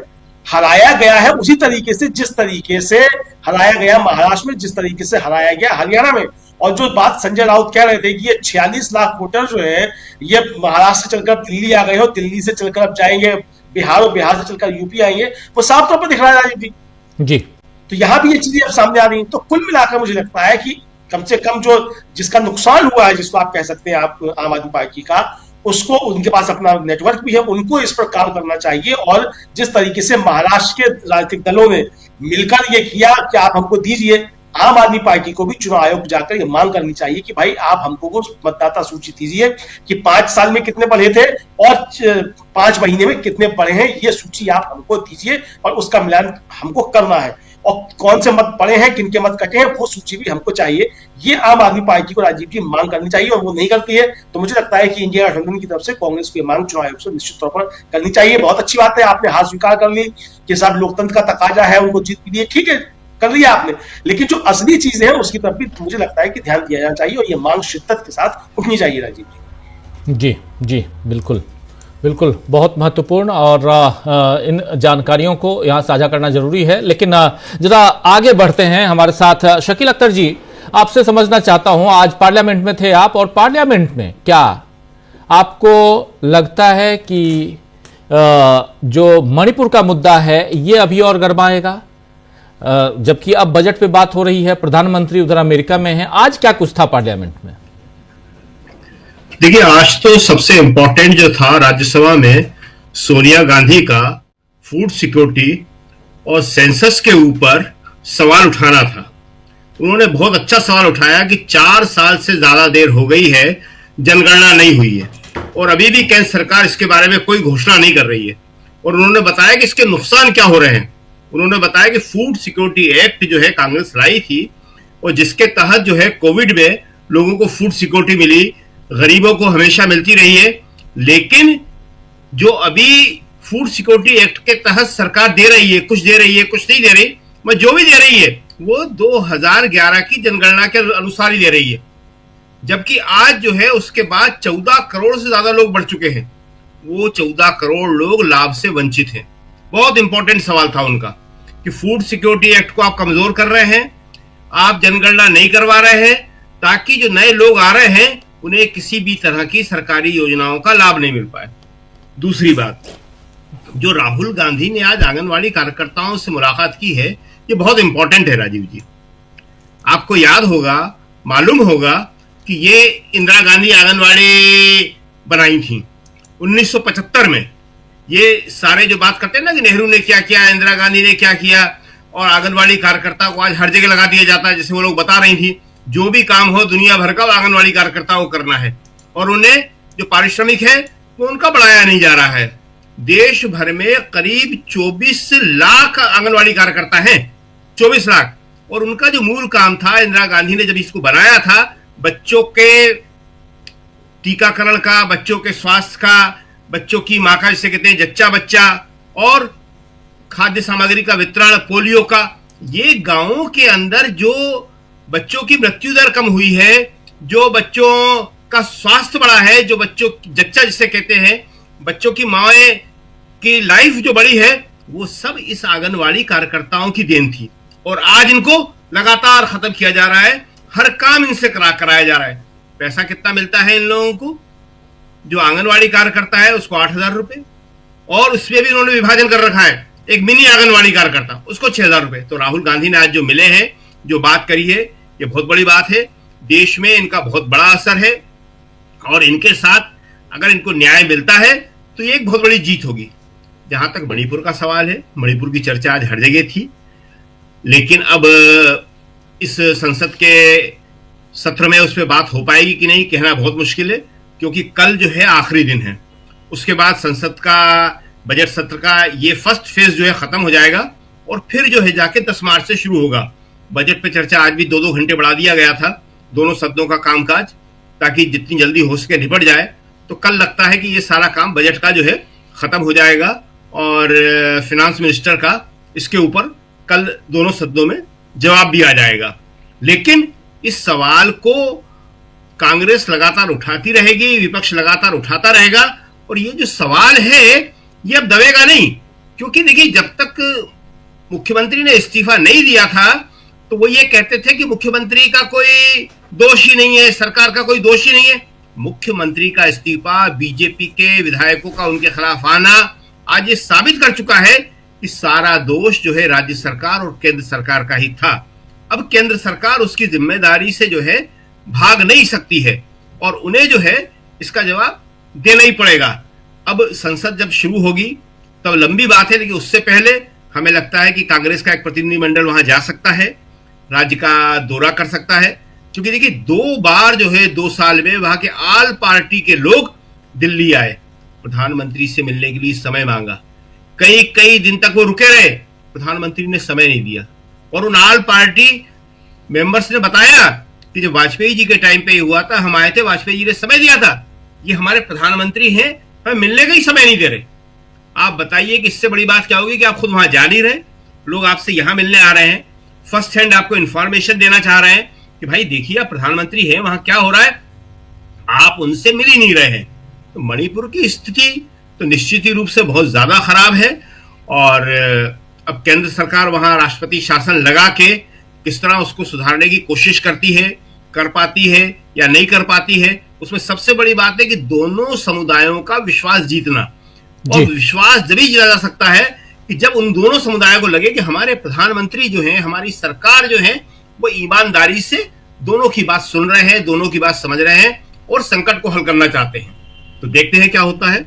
जी बिल्कुल बिल्कुल, आगे देखते हैं क्या होता है। लेकिन प्रशांत टंडन जी, आपको क्या लगता है, यहां अलग अलग जगहों से अलग अलग खबरें जो आ रही हैं वो बीजेपी के लिए कहीं ना कहीं अब ठीक है, ये होगा कि बीजेपी 27 साल बाद दिल्ली जीत गई और आप लोग निगेटिव बातें कर रहे हैं, संकट की बात कर रहे हैं, लेकिन सच्चाई जो है वो धरातल पे है। मणिपुर की बात तो होगी, चर्चा अगर मणिपुर के बारे में हम लोग चर्चा कर चुके हैं, अगर यूरोपियन यूनियन, यूरोपियन पार्लियामेंट पारित करता है, मणिपुर पे बात करता है, अमेरिका जा रहे हैं प्रधानमंत्री, वहां अगर बात होती है तो बात क्यों नहीं होगी, चर्चा क्यों नहीं होगी? इसलिए यहां समझना जरूरी है। और इन सब के बीच चुनाव दर चुनाव जीतती हुई बीजेपी, कैसे देखा जाए? जी देखिए राजू जी, दिल्ली का जो मसला है, मैं बिल्कुल पॉजिटिव बात कर रहा हूं। किसी को मुख्यमंत्री बनाए, कई कैंडिडेट हैं बीजेपी में, तो जो नेता प्रतिपक्ष बीजेपी के रहे हैं विधानसभा में वो भी एक दावेदार है, जिन्होंने अरविंद केजरीवाल को हराया है वो दावेदार है। तो बीजेपी के पास कई कैंडिडेट है, किसी को मुख्यमंत्री बनाए। जो मुख्यमंत्री बनेगा उसको दिल्ली चलाया कैसे, क्योंकि अब तो यहाँ पे तो ट्रिपल इंजन है, एलजी भी है, चीफ मिनिस्टर भी है, दिल्ली भी है, केंद्र सरकार भी है। तो लेकिन मैं दिल्ली की जो बीजेपी की सरकार है उनसे सिर्फ दो चीजें देखूंगा, बाकी कुछ आप जो चीजें चल रही जैसे चलती रहे। आप दिल्ली का प्रदूषण कितना कम कर पाते हैं आप, क्योंकि ये काम अरविंद केजरीवाल नहीं कर पाए, और यमुना को कैसे साफ कर सकते हैं, क्योंकि प्रधानमंत्री ने बड़े बड़े दावे किए हैं। यमुना राजीव जी 1376 किलोमीटर का उसका पूरा स्ट्रेच है, और उसमें कुल 22 किलोमीटर वो दिल्ली के शहरी इलाकों से होकर गुजरती है यमुना। 1376 किलोमीटर में 22 किलोमीटर दिल्ली के शहरी क्षेत्र में, और यही 22 किलोमीटर में यमुना का 70% पोल्यूशन मिलता है। 70%, 2% यमुना का टोटल स्टेट उसका सिर्फ 2% दिल्ली में है। पोल्यूशन दिल्ली देती है 70%। जी। तो ये बड़ी चुनौती है। जब हम आपसे बात कर रहे हैं दिल्ली का PM10 लेवल 350 से ऊपर है। ये जो गैस चैम्बर है दिल्ली, इसको कैसे कम कर पाते हैं, यमुना कैसे साफ कर पाते हैं, यही सबसे बड़ी कसौटी होगी और चुनौती होगी। ये सेल्फी से साफ नहीं होगी यमुना, ये भाषणों से साफ नहीं होगी, इसमें काम करना पड़ेगा। बाकी जो बातें कुंभ वगैरह की आती हैं उसमें मैं कई बार कह चुका हूं, मुझे बीजेपी के अंदर जो भी चीफ मिनिस्टर बनते हैं उनकी ट्रेनिंग में खामी है, उनकी अप्रोच में खामी है, कुछ पॉलिटिकल प्रोसेस की दिक्कत है कि वो प्रशासनिक काम नहीं कर पाते हैं, गवर्नेंस में कमजोर है। बाकी आप सब बातें करवा दीजिए उनको, अगर राहुल गांधी की इमेज खराब करनी हो 10 मिनट में कर देंगे, ऐसा भाषण दे देंगे कि आग लग जाए। जी। किसी का मकान गिराना हो बुलडोजर गिरा देंगे फटाक से। वो ट्रोल किसी को करना है, सोशल मीडिया में कोई झूठ चलाना है, ये सब काम बहुत बढ़िया मालूम है उनको। गवर्नेंस में चूक जाते हैं। पूरे कुंभ में पूरा फोकस इस बात पे था कि कितने होर्डिंग योगी आदित्यनाथ के लग पाते हैं, वीआईपी को कैसे ब्रांड एम्बेसडर बनाया जाए, वीआईपी का कैसे डिंडोला पीटा जाए। आज में ट्रैफिक जाम लगा हुआ, सुनील जी बताएंगे, ऐतिहासिक ट्रैफिक जाम है, कितने 100 किलोमीटर का लोग बता रहे हैं। तो दिल्ली के मामले में ये, लेकिन जो बातें सोशल मीडिया पे बहुत सारी चलती है कि पंजाब में ये होगा वो होगा, वो सब आगे आने वाली बातें देखी जाएंगी। अभी अमरिंदर जी दिल्ली के चुनाव की धांधली के बारे में बात कर रहे थे। मुझे नहीं लगता कि अब अरविंद केजरीवाल या आम आदमी पार्टी सरकार से या चुनाव आयोग से, एजेंसियों से उस तरीके से मोर्चा ले पाएगी जैसे अभी तक लेती रही है। बिल्कुल बिल्कुल, आप सही कह रहे हैं। बहुत सारे उनको अपनी बचाने हैं चीजें अपनी, क्योंकि जैसे ही मुख्यमंत्री का इस्तीफा हुआ, आप देखिए कि सचिवालय में अफसरों को सब चीजें कब्जा कर ली गई, वो सब बातें हो गई वहां पे। तो बहुत सारे केसेस हैं और उस केसेस की वजह से अभी मुझे नहीं लगता है कि आम आदमी पार्टी उस तरीके से मोर्चा ले पाएगी तमाम मामलों में।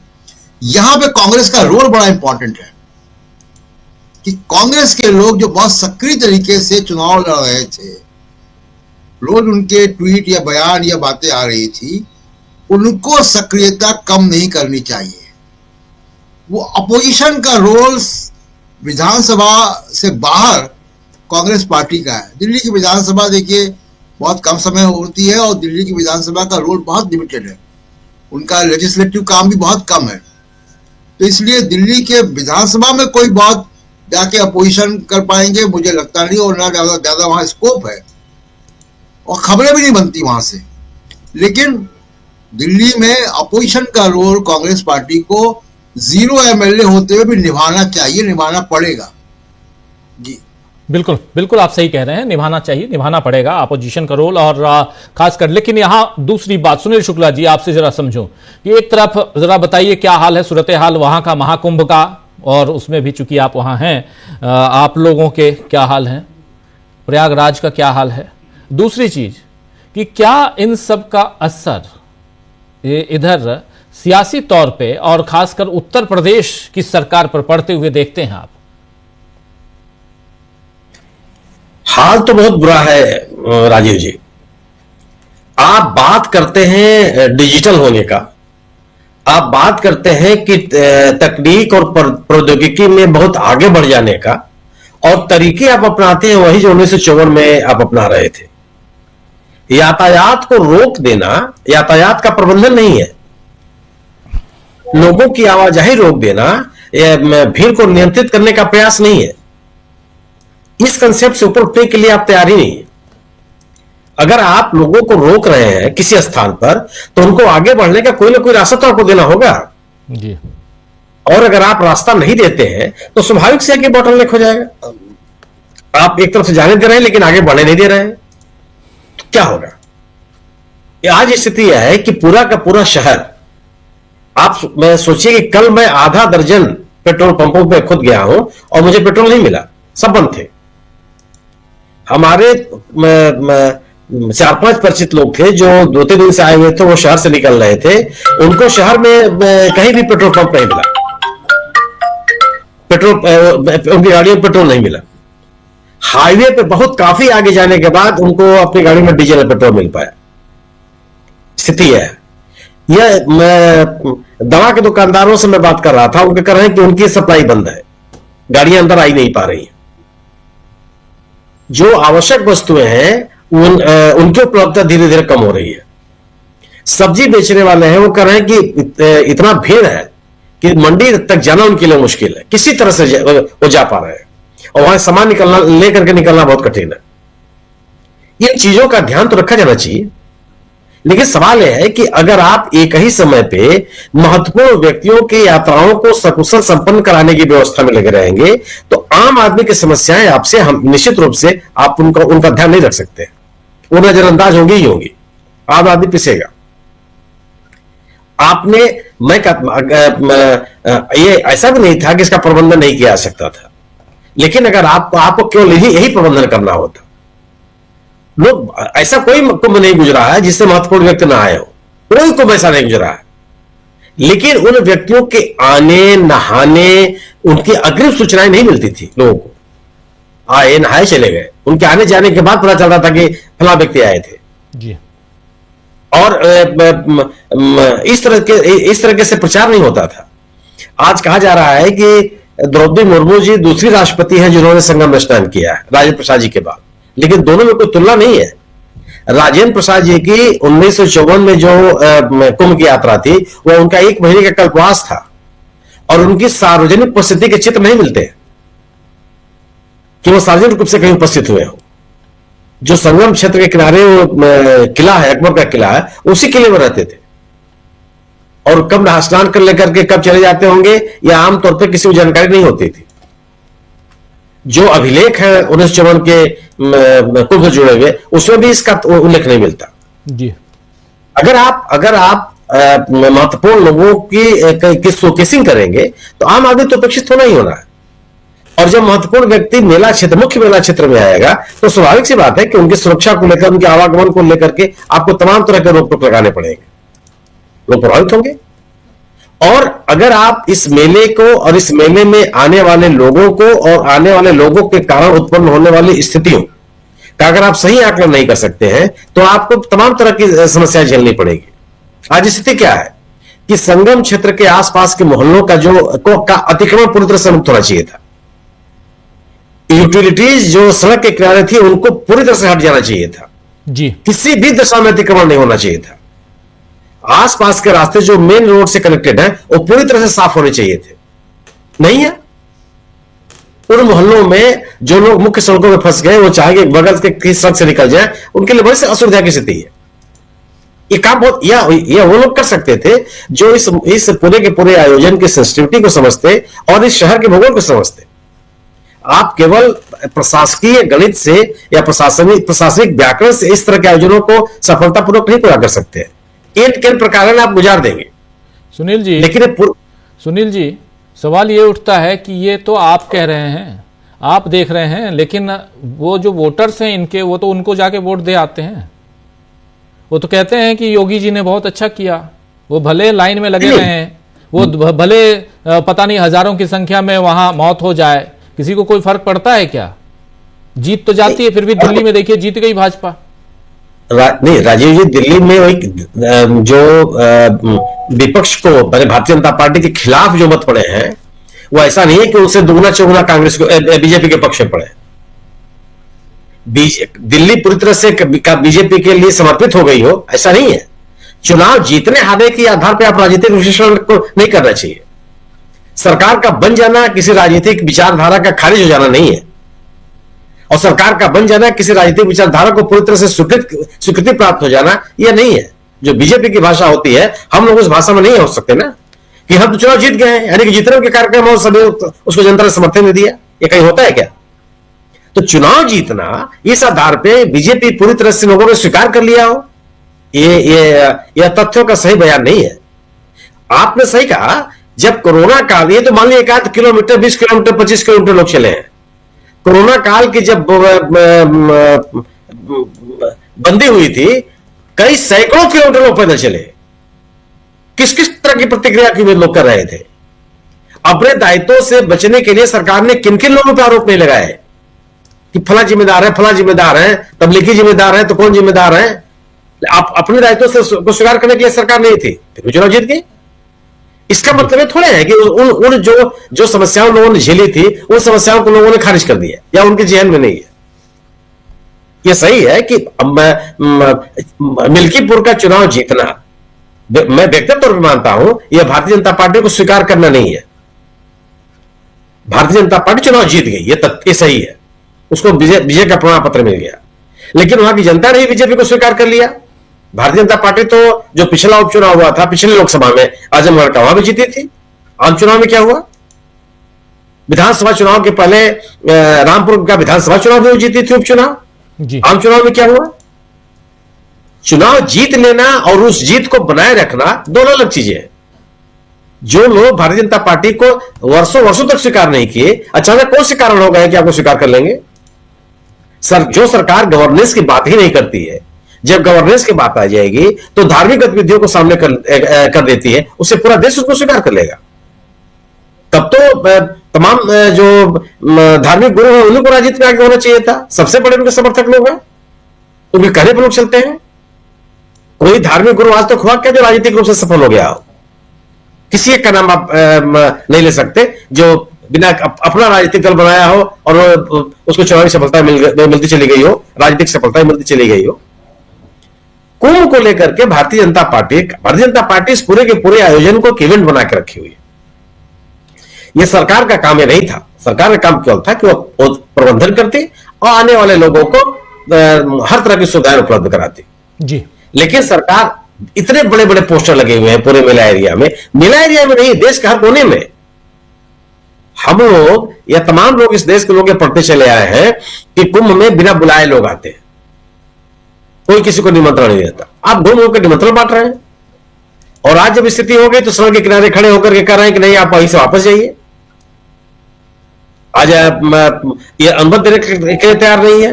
और आज स्थिति है कि इस जिले में प्रवेश करने वाला कोई भी रास्ता नहीं है ऐसा जो जाम न हो, कई किलोमीटर तक जाम न हो। शहर की बात मैं नहीं कर रहा हूं, इलाहाबाद जिले में प्रवेश के लिए और दो जिलों के बीच में लंबे लंबे जाम लगे हुए हैं, चाहे इलाहाबाद से लखनऊ हो, चाहे इलाहाबाद से रीवा हो, चाहे इलाहाबाद से फतेहपुर हो, चाहे इलाहाबाद से मिर्जापुर हो, फिर किसी बांधा हो, चित्रकूट हो, किसी से क्या बात। बिल्कुल बिल्कुल बिल्कुल जी।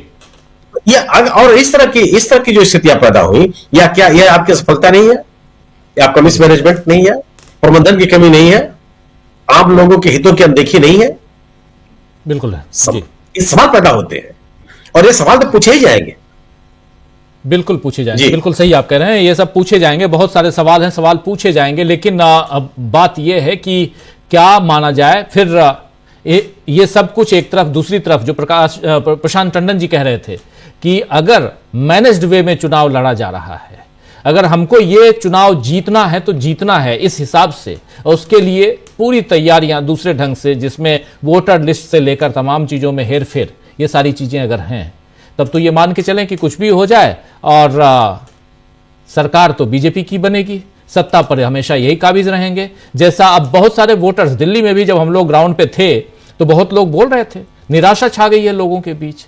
डॉक्टर प्रकाश हिंदुस्तानी जी, जरा आपसे समझूं, क्योंकि आपने छत्तीसगढ़ मध्य प्रदेश का चुनाव भी देखा था, उसके बाद लोकसभा का चुनाव भी हम लोगों ने देखा, लोकसभा के बाद ये 5 चुनाव बीत गए, वो भी हमने देखा, 5 में से 3 चुनाव बीजेपी जीत गई, 2 चुनाव दे दिया तो दे दिया, हर चुनाव जीतना नहीं है, यह भी हो सकता है।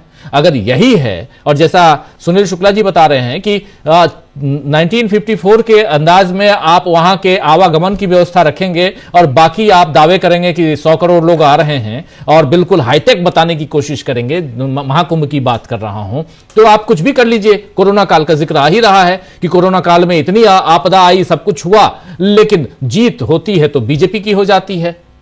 उत्तर प्रदेश में 2022 में बीजेपी जीतती है, उसके बाद फिर आगे आने वाले समय में कई राज्यों में फिर से यही हम देखेंगे क्या? मतलब एक अलग परिस्थिति, और ऐसे में निराशा तो छाएगी और यह भी होगा कि लोकतंत्र से भरोसा उठेगा, जो लगभग उठ चुका है। राजीव जी, जीत का मतलब ये नहीं कि आपको गलत काम करने का अधिकार मिल गया, आपके हर काम सही ही हुई, आपको जीत मिली। और जीत लोगों ने कई कारणों से मिली। एक तो जीत के लिए जो रणनीति आपने अपनाई, जिस तरह व्यवस्था का दुरुपयोग किया, जिस तरह चुनाव आयोग, अब लोग ये कहते हैं कि दिल्ली चुनाव में तो सब राजीव कुमार जी जीते, कोई बीजेपी की जीत नहीं हुई। तो राजीव कुमार जी की जीत हुई है, तो अब राजीव कुमार जी की नई पदस्थापना क्या होती? मुख्यमंत्री तो वो बन नहीं सकते, लेकिन उनको निश्चित ही कोई ना कोई पद मिलेगा ही। एक और बात यह तय है कि जो बीजेपी के नेता हैं वे सब इवेंट मैनेजर हैं। बीजेपी के नेता नहीं है, वे जनप्रतिनिधि नहीं है, वे इवेंट मैनेजर हैं। और आप ऊपर से जो पिरामिड बना है वहां से आप देखिए, शुरुआत होती है माननीय प्रधानमंत्री जी के दफ्तर से, जिन्होंने हर चीज को इवेंट बना दिया है। तो उसकी देखा देखी तमाम राज्यों में मुख्यमंत्री यही कर रहे हैं। हर साल पिछले कई वर्षों से मध्य प्रदेश में हर साल ग्लोबल इन्वेस्टर समिट हो रही है, और ऐसी समिट हर राज्य में हो रही है। ओडिशा में भी हो रही है, बंगाल में हो रही है, दिल्ली में हो रही है, हरियाणा, सब राज्यों में हो रही है। तो आखिर ग्लोबल इन्वेस्टर समिट हो रही है तो कितने लोगों को रोजगार मिल रहा है, कितने उद्योग खुल रहे हैं? और जब ये समिट नहीं होती थी तब क्या देश में उद्योग नहीं खुल रहे थे? यानी ये इवेंट के जरिए प्रचार का फायदा, प्रचार का लाभ उठाना चाहते हैं, नंबर 1। नंबर 2, इवेंट में जो धांधलियां होती है, उसमें जो पैसे की गड़बड़ी होती है। अब 150 करोड़ रुपए की इवेंट करने में आप लगा रहे हैं मध्य प्रदेश जैसे राज्य में, ग्लोबल इन्वेस्टर समिट के नाम पे, तो 150 करोड़ में तो सरकार चाहे तो पता नहीं कितने लोगों को रोजगार दे सकती है, कितने विश्वविद्यालयों को मदद कर सकती है, लेकिन वो क्योंकि उसमें फायदा नहीं। ये सरकार कंस्ट्रक्शन में भरोसा करती है, ये स्कूल की बिल्डिंग बना देने में भरोसा करती है, टीचर्स की नियुक्ति में भरोसा नहीं करती। ये अस्पताल की बिल्डिंग बनाने में भरोसा करती है, लेकिन डॉक्टर्स की नियुक्ति में, नर्सेस की नियुक्ति में इसकी कोई दिलचस्पी नहीं है। दवाएं सस्ती मिले, इसमें कोई रुचि नहीं। इस तरह सरकार को वो सारे काम करने में रुचि जिसमें कि बोलचाल की भाषा में कहते हैं कट मिलता है, या उसके लोगों को धंधा मिलता है, रोजगार मिलता है। तो इसी तरह अब कुंभ को भी उन्होंने एक इवेंट बना दिया। जब भारत स्वतंत्र नहीं हुआ था तब भी कुंभ होता था, जब मुगल आए थे तब भी कुंभ होता था, और आजादी के बाद भी कुंभ होता रहा है। लेकिन उसको एक इवेंट बना दिया गया प्रचार के तरीके से, और कहा गया कि इतने करोड़ लोग आएंगे। अब इतने करोड़ लोगों ने स्नान किया, तो हो सकता है कि जो लोग वहां रुके उन्होंने 2 बार स्नान किया तो उन्हें 2 व्यक्ति गिन लिया, किसी ने 5 बार स्नान किया तो 5 गिन लिया गया। ये वैसा ही जैसे कि ये सरकार कहती है कि हाईवे बना, अगर 6 लेन का हाईवे है, 1 किलोमीटर हमने हाईवे बना लिया तो 6 किलोमीटर हम गिनेंगे। तो ये आंकड़ों के माया जाल में फंसी हुई सरकार है, और आंकड़ों के जरिए लोगों को भरमाती रहती है। इलाहाबाद की कहानी हमारे यहां से कई लोग गए, उनके मुंह से सुन के कई लोगों ने कसम खाई कि अब हम कुंभ में नहीं जाने वाले हैं, क्योंकि इतनी बदहाली हम सहन नहीं कर सकते। तो जिस तरीके से हमारी सरकारें, खास करके बीजेपी की सरकारें प्रचार करती हैं, और उनके लिए हर चीज इवेंट है, ग्लोबल इन्वेस्टर समिट है, वो इवेंट है। आप ये देखिए कि नौकरियां पहले मिलती थी, एक पोस्ट ऑफिस में डाकिया आके नियुक्ति पत्र दे जाता था, कई लोग को, हमारे परिवार में कई लोगों की नौकरी हुई। लेकिन अब नौकरी की नियुक्ति पत्र मुख्यमंत्री दे रहे हैं या प्रधानमंत्री कार्यालय में घोषणा हो रही है। स्कूल की परीक्षाओं के नतीजे अखबारों में छप जाते थे 10वीं 12वीं के, लेकिन अब शिक्षा मंत्री अनाउंस करते हैं कि साहब इतने विद्यार्थियों ने परीक्षा दी थी, इतने विद्यार्थी पास हुए। यानी प्रचार की भूखी सरकार है ये, और इन्हें लगता है कि प्रचार से ये सब गोएबल्स के लोकल और पॉकेट बुक एडिशन आ गए हैं, अपने अपने एडिशन, अपने अपने लेवल पे ये लोग काम कर रहे हैं। तो इन्हें जनता से कोई मतलब है ऐसा लगता नहीं, न इन्हें वास्तविक सरोकार से मतलब। इनके सरोकार बहुत छोटे हैं, और इनके सरोकार केवल उन तक सीमित हैं। जहां तक चुनाव लड़ने की बात है, आप ये बात हमेशा देखेंगे कि बीजेपी और संघ के कार्यकर्ता 5 साल चुनाव लड़ते हैं जी। वे लोग चुनाव लड़ने की शुरुआत, एक चुनाव खत्म हुआ दिल्ली का तो वो अगले चुनाव की तैयारी में जुट गए हैं कि उन्हें किस तरीके से वोटरों को मैनेज करना है, किस तरीके से वोटर को मतदान केंद्र तक लाना है, कैसे वोटर लिस्ट को मैनेज करना है, ईवीएम को मैनेज करना है, काउंटिंग सेंटर को मैनेज करना है, अधिकारियों को मैनेज करना है। अब वो सब छोड़ दीजिए, पन्ना प्रमुख ये सब को मैनेज नहीं करना।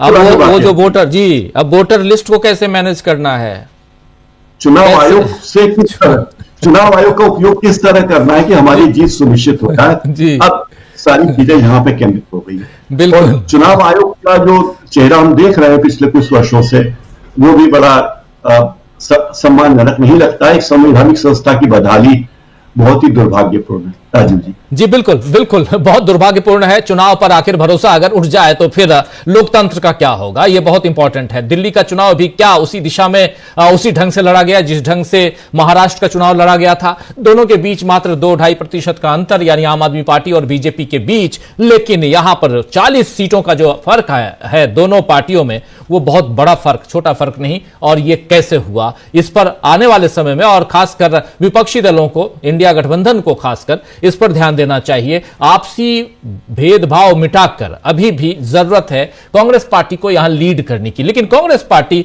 यहां मजबूत इसलिए दिखाई देती है क्योंकि कांग्रेस पार्टी ने इतना जरूर बता दिया है कि उसके नहीं रहने से इंडिया गठबंधन क्या हो सकता है, इंडिया गठबंधन कितना कमजोर हो सकता है। राहुल गांधी अपना काम कर रहे हैं। अभी थोड़ी देर पहले आपने देख लिया, राहुल गांधी आंगनबाड़ी कार्यकर्ताओं से मुलाकात कर रहे थे, और नेता प्रतिपक्ष का, नेता विपक्ष का जो काम है वो करते हुए राहुल गांधी नजर आते हैं। आने वाले समय में बहुत कुछ, और इन सबके बीच उधर मणिपुर का क्या होगा, मणिपुर में क्या राष्ट्रपति शासन लगेगा या कुछ और होगा। और इन सब के बीच महाकुंभ में 40 करोड़ से ज्यादा विजिटर्स के, श्रद्धालुओं के आने का दंभ भरने वाली योगी मोदी सरकार, डबल इंजन की सरकार इसलिए दोनों का नाम ले रहा हूं, योगी मोदी सरकार, क्या वहां के लोगों को, क्योंकि हमारे साथी सुनील शुक्ला जी वहीं से जुड़े हुए हैं हमारे साथ, वहां के लोगों की सुख सुविधाओं का ख्याल रखेगी ये सरकार, ये भी है। बहुत कुछ है जो जानने समझने की जरूरत है। और तीसरी सबसे महत्वपूर्ण बात, जब महाकुंभ की बात कर रहे हैं, आखिर वो फाइनल आंकड़े कब आएंगे कि कितने लोगों की उस भगदड़ में मौत हुई थी। और इन सब के बीच सत्ता पक्ष के लोग कितनी संजीदगी के साथ सरकार चला रहे हैं, ये भी समझने की जरूरत है। चलिए, बहुत कुछ है। अभी नरेंद्र मोदी जी फ्रांस पहुंचेंगे, फ्रांस के बाद फिर अमेरिका जाएंगे और वहां से बहुत कुछ देंगे हम लोगों को। देखते हैं क्या प्रेस कॉन्फ्रेंस करेंगे मोदी, इंतजार रहेगा। बहुत बहुत शुक्रिया प्रकाश जी आपका, बहुत शुक्रिया शकील जी, सुनील शुक्ला जी, प्रशांत टंडन जी और अमलेंदु उपाध्याय जी, आप सबका बहुत शुक्रिया, बहुत धन्यवाद। आप तमाम साथी, आप सबका भी बहुत बहुत शुक्रिया अदा करता हूं। कविता सालवे जी का कहना है बैलेट पेपर का रिजल्ट सही आ रहा था और आप भी बोल रहे थे, लेकिन जब मशीन खुली तो खेल, बिल्कुल सही कह रहे हैं आप, खेल जो है वो बदलते हम लोगों ने देखा। वैसे ही नीतीश पटेल जी हैं, बहुत सारे साथी हमारे तमाम साथी बने हुए हैं, वीयू हैं, मोमिन खान हैं हमारे साथ, सोम और सोनाराम जी भी हैं, लाल बहादुर जी भी हैं। दोस्तों, इस कार्यक्रम को अब यहीं समाप्त करने की इजाजत चाहता हूं। अगर आपने हमारा YouTube चैनल अभी तक सब्सक्राइब नहीं किया तो इसको सब्सक्राइब कर लीजिए, वीडियो को लाइक और शेयर कीजिएगा और कमेंट करके बताइएगा भी कि इस परिचर्चा पर आपकी क्या राय है। धन्यवाद।